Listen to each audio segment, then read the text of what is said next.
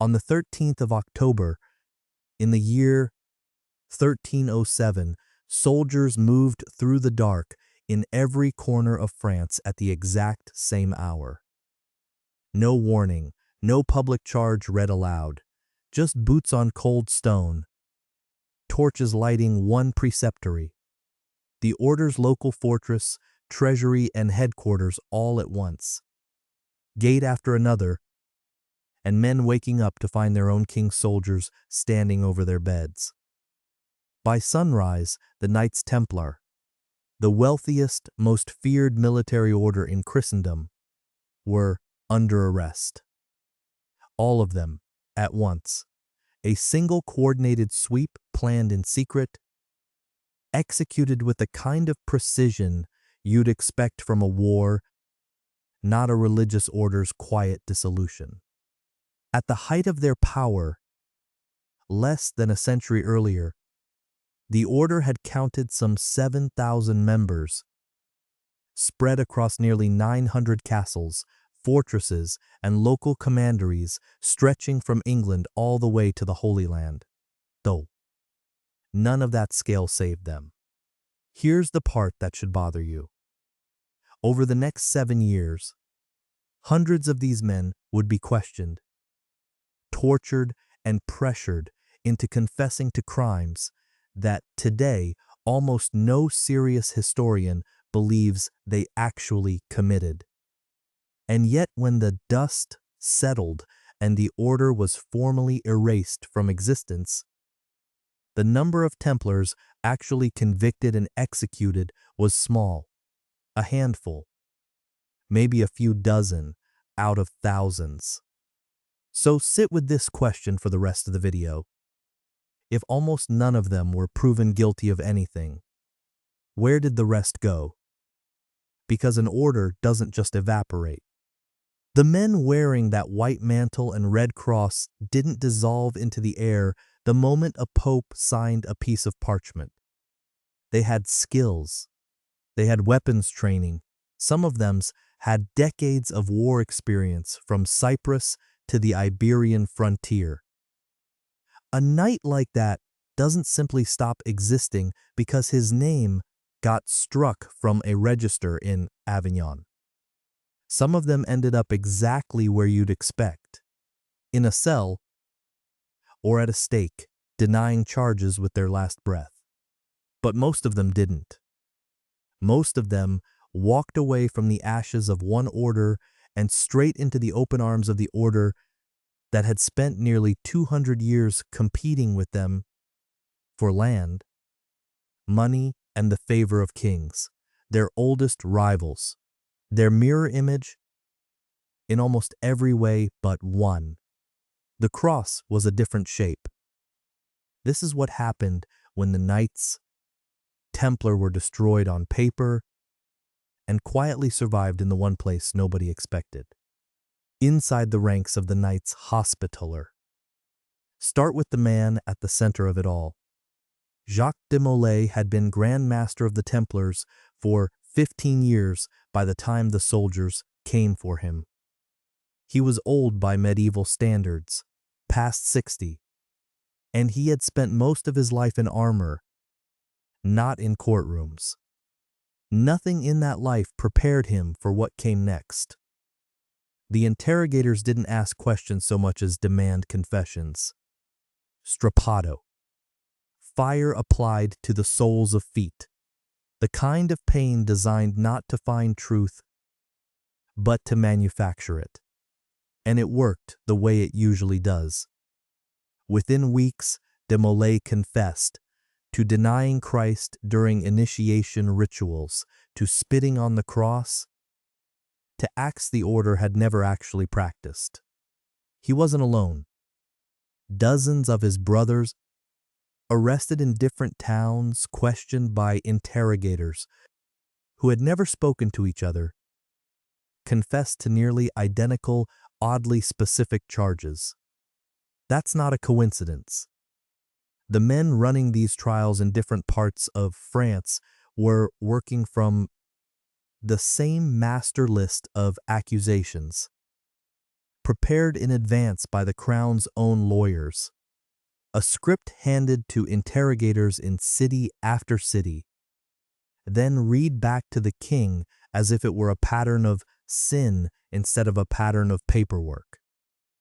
The same playbook reached beyond France within a year. On Cyprus, the order's last major stronghold after the fall of the Holy Land, a near-identical surprise roundup swept the remaining garrison.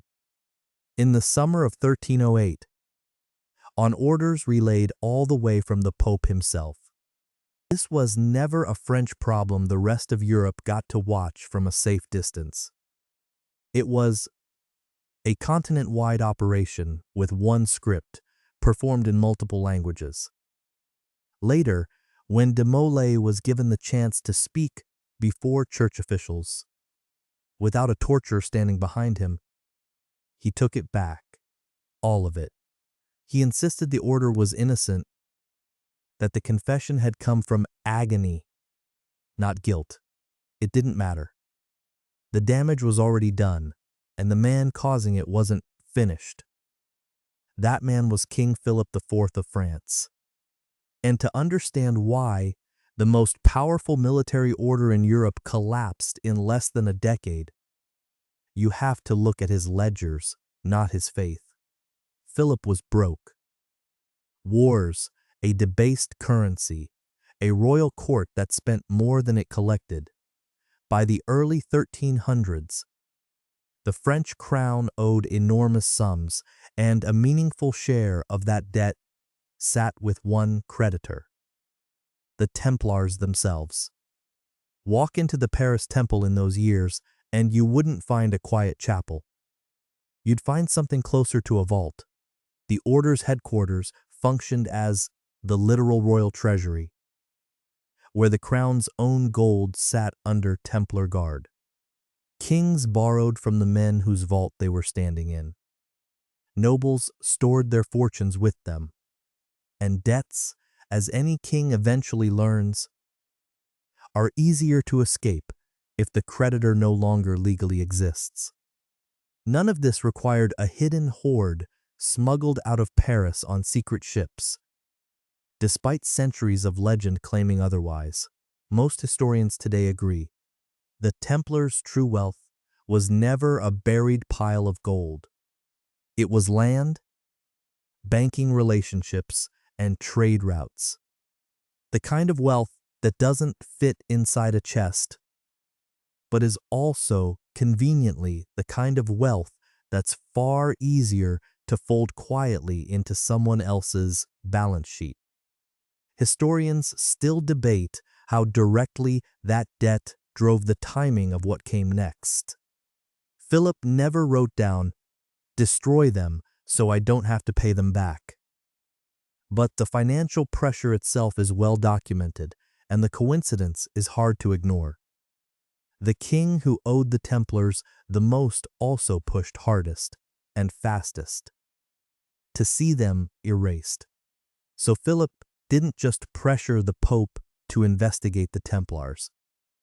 He pressured him to destroy them, using confessions extracted under torture as the public justification, while quietly making sure that when the order's vast holdings were finally redistributed, the French crown skimmed a heavy cut for itself first, dressed up as compensation for the cost of running the trials.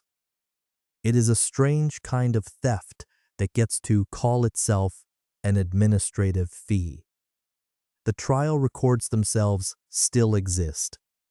Stacks of parchment, water-stained and dense with cramped Latin, kept in royal and church archives for centuries afterward. Historians who later read through them notice the same thing modern readers notice the moment they line the confessions up, side by side. Testimony from Paris and testimony from a town 200 miles away, describing the exact same ritual in the exact same order, as if the men giving it had been handed the same lines to memorize. which brings us to the discovery that changed how historians understand this entire story. One that didn't surface until the year 2001. Buried in the Vatican's own archive sat a document called the Chinon Parchment. It had been there since the early 17th century. Not hidden, exactly, just misfiled. Shelved in the wrong place by a clerk centuries earlier, and then simply forgotten. The way a single book gets lost in a library too large for anyone to fully map. A historian named Barbara Freyel found it, and what it revealed reframed everything that came after. The parchment showed that in the year 1308, 4 full years before the Templars were publicly dissolved, Pope Clement V had privately absolved them of heresy. In secret, behind the political theater that the rest of Europe was watching. The Pope had already concluded the charges didn't hold up. The man with the actual authority to judge heresy looked at the evidence and quietly let the Templars off the hook. And then, years later, under continued pressure from a king who needed this order gone, he dissolved it anyway. Not through a conviction, but through a different kind of legal maneuver entirely. One that didn't require proving anything. That maneuver had a name. The Papal Bull. A sealed decree carrying the full legal weight of the Pope's office, binding across every kingdom in Christendom whether a king agreed with it or not. Clement didn't need a guilty verdict. He just needed his own signature. 2 years later, on the 18th of March, 1314, Jacques de Molay was burned at the stake in Paris. Witnesses said he held his innocence until the very end, asking to be tied facing Notre Dame Cathedral, hands folded as if in prayer. According to a legend that took hold almost immediately afterward, almost certainly embellished, but persistent for 700 years regardless, he cursed both the Pope and the king from inside the flames, swearing neither would outlive him by a year. Clement V died within weeks. Philip IV died before the year was out, after a hunting accident.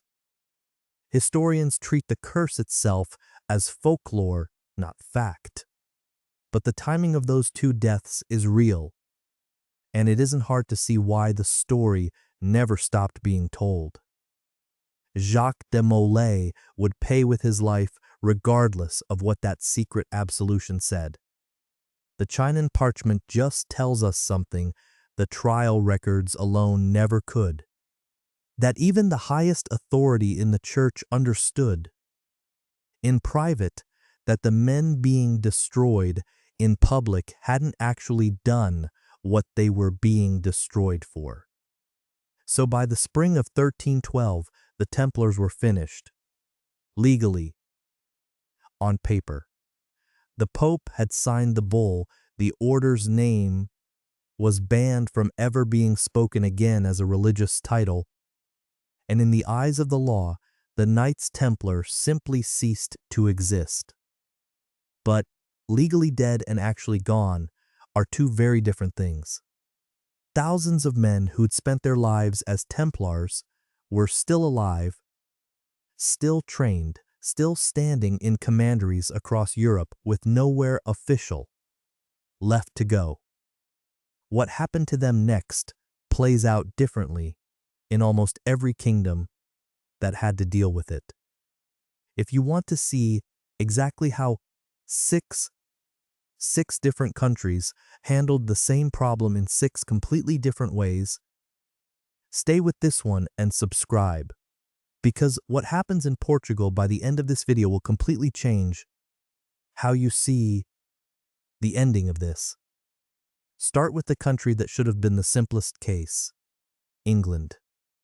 The Pope's order was clear: Hospitallers get the land, all of it. No exceptions, no negotiating. Edward II was told in plain terms to hand over Templar property to a sister order that had been waiting patiently while France burned through its own crisis. Instead, England did almost nothing for years. The king had already moved against the Templars once before, ordering their arrest on the 10th of January 1308, quietly stripping their estates for his own use from that point forward. He sold their wool. He drew on their grain stores to feed his army. He even used Templar resources to help pay for his own coronation feast. Once the order was dissolved, handing that property over to someone else meant giving up income. The crown had already gotten used to spending. So the transfer stalled. Barons who'd inherited disputed land fought it in courts. Local lords who'd quietly absorbed Templar holdings simply refused to let go. The paperwork tells it better than any chronicle could. In the year 1338, 26 years after the Pope's bull demanded the handover happen, an English hospitaller prior named Philip de Thame sat down and wrote an inventory. Not a triumphant accounting of property finally received, a frustrated, detailed list of land his own order was legally owed. And still, after a quarter of a century, did not fully control. A man who'd inherited a fortune on paper, still chasing down the keys a generation later. Now travel south to a kingdom that didn't even bother pretending to comply. In Aragon, the king flatly refused the Pope's instructions. He wasn't interested in watching a rival order absorb the wealth and influence the Templars had built up along his own borders, fighting the long, grinding campaigns of the Reconquista. So instead of routing that property to the Hospitallers like the rest of Christendom, Aragon created something new entirely, a fresh military order, eventually named Montesa, built specifically to inherit the old Templar holdings inside the kingdom. The exact founding date is debated among historians, but within a handful of years of the dissolution, the new order was standing on Templar land, wearing a different badge, a new banner sewn for soldiers who a year earlier would have worn the Templar cross. The Pope had issued a binding legal decree meant to apply across the whole of Europe, and one king simply looked at it and built a workaround. Not defiance through violence, defiance through paperwork and a new coat of arms. And then there's Scotland, where the pattern turns from administrative stubbornness into something closer to legend. After the Scottish victory at Bannockburn in 1314, a battlefield still scattered with broken English lances, and the wreckage of a much larger army that had marched north expecting an easy win. Tradition holds that Robert the Bruce folded surviving Templars together with the Hospitallers into a single merged order of his own. The historical record here is thinner than in England or Aragon. Some accounts treat this as more myth than documented fact. And historians still argue about exactly how much of it really happened the way the legend describes. But the shape of it tells you something true. Regardless, by this point, two rival military orders that had spent nearly 2 centuries competing for land, prestige, and the favor of kings were, in at least one corner of Europe, simply being merged into whatever new arrangement actually served the kingdom's needs. 3 countries, 3 completely different answers to the exact same papal order. England dragging its feet for a generation, Aragon, inventing an entirely new institution rather than enrich its rival. Scotland, blending the two old enemies into something new altogether, at least according to the legend that survived. And none of those three answers is even the most interesting one. That one's still ahead. In a kingdom that didn't fight the transfer, didn't stall it, and didn't invent a workaround. A kingdom that did something far stranger. It simply refused to let the Templars die at all. Portugal. While France burned its Templars and England buried the problem in unread inventories, the King of Portugal looked at the exact same papal order everyone else in Christendom had received, and quietly chose not to follow it at all. King Denis I had watched the Templars fight beside his own kingdom for generations. They'd helped hold the line during the long, brutal push of the Reconquista. They'd built and defended fortresses along the Tagus River when Portugal was still a young, fragile kingdom surrounded by enemies. Denis wasn't interested in torturing men he'd fought alongside just because a king in France needed a debt to disappear. So he didn't persecute them, he didn't drag them through trials. Instead, in the year 1319, he simply gave them a new name. The Knights Templar of Portugal became the Order of Christ. Same men, in many cases. Same fortresses, same cross-stitched onto the same mantles, just renamed. Repapered and quietly slid past the Pope's office for recognition after the fact. It is hard to overstate how unusual this was. Everywhere else in Europe, the end of the Templars meant arrest, absorption, or erasure. In Portugal, it meant a costume change. And here is where this stops being about survival and becomes about something much larger. A century later, the Order of Christ was placed under the command of a Portuguese prince history, as Henry the Navigator. For 20 years, Henry ran this order, funded by it, in fact, while sponsoring voyage after voyage down the unmapped coast of West Africa. In 1434, one of his captains finally rounded Cape Bojador, a stretch of water so feared by sailors that for decades nobody had been willing to test the legends about what lay beyond it. The ships that made that crossing didn't sail under a new flag invented for the occasion. They sailed under the cross of the Order of Christ.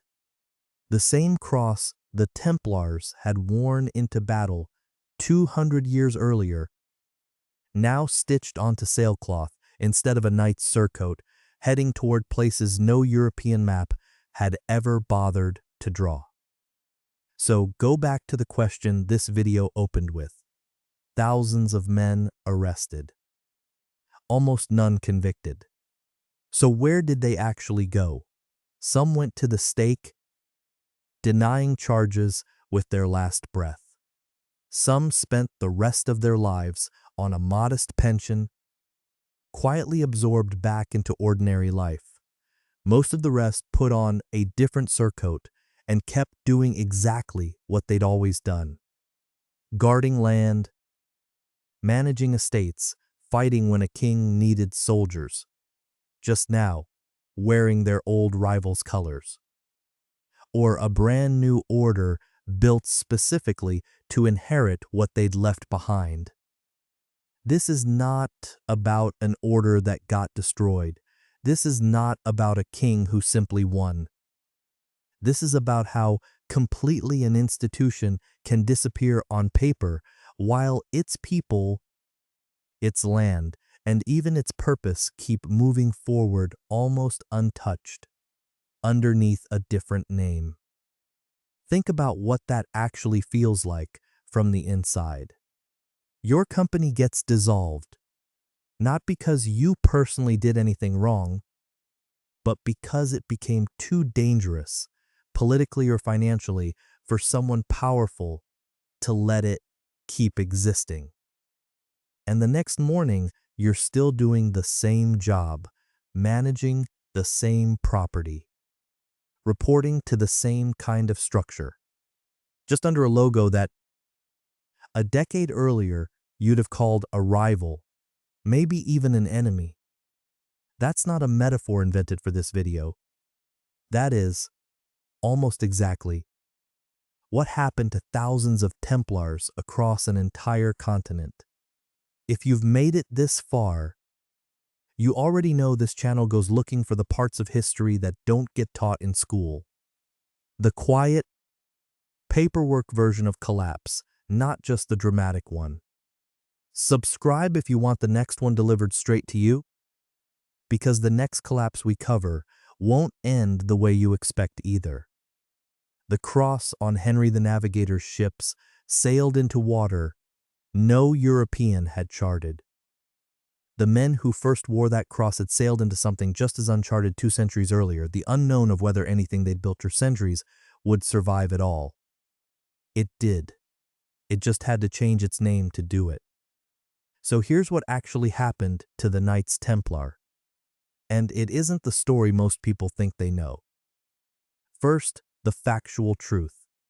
The Templars weren't dissolved because a court proved they were guilty of anything. They were dissolved because a pope, under enormous political pressure, found a legal tool that let him erase an institution without ever having to win that argument on the evidence.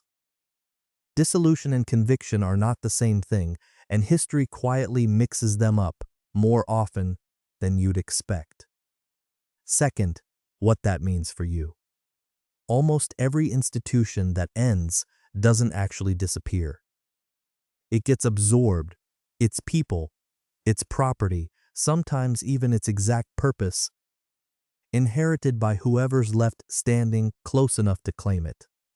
A company, an army, a government department renamed and folded into another one. The name dies. The structure underneath it, more often than not, just keeps walking. And third, the part that should stay with you longest. Somewhere on a ship's sail, crossing unmapped water off the African coast, on a Spanish coat of arms for an order called Montesa, in a frustrated inventory an English prior wrote in 1338. The Templars never actually stopped existing. They just lost the right to say their own name out loud. Out of the 6 kingdoms in this video, which one surprised you the most? Portugal simply renaming them. Aragon inventing a brand new order to keep the wealth out of Hospitaller hands. Or England stalling the handover for a full generation. Tell me which one below. Because the next time someone tells you an empire, an order, or an institution concepts, ask what actually happened to the people inside it. Most of the time, you'll find they didn't vanish at all. They just changed which cross they were wearing.